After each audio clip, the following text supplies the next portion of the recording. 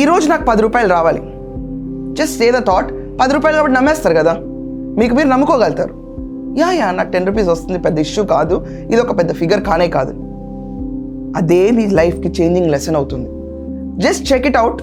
మీకు ఈరోజు కాఫీ షాప్కి వెళ్తే ఎక్స్ట్రా 10 రూపీస్ కానీ, లేకపోతే మీ అకౌంట్లో 10 రూపీస్ కానీ, you will be getting a discount of 10 rupees. Just keep watching, జరుగుతుంది. మీరంత స్ట్రాంగ్గా బిలీవ్ చేసి గ్రాటిట్యూడ్ ఎక్స్ప్రెస్ చేసి వదిలేయండి ఆ కాన్సెప్ట్ని. డబ్బులు మీ దగ్గర ఉన్నాయి అన్నట్టు బిహేవ్ చేయండి. మీకు ఆల్రెడీ 10 రూపీస్ వచ్చినట్టు బిహేవ్ చేయండి, ఆ 10 రూపీస్ వచ్చేస్తాయి. You will get that. ఒక్కసారి 10 రూపాయలకి ఫిగర్ మ్యాజిక్ వర్క్ అయితే కనుక, నేచర్ అండ్ ఎగ్జిస్టెన్స్ వర్క్ అయితే కనుక, ఈ ఎనర్జీ సైన్స్ వర్క్ అయితే కనుక, ప్రతి అమౌంట్కి అంతే కదా. సో అందుకనే అంటారు మనం నమ్మించుకోవడానికి స్మాల్ అమౌంట్స్ స్టార్ట్ చేయండి. Ask and see.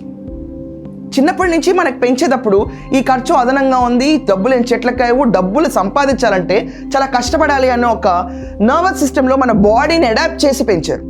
We are victims of victims, no mistake in that.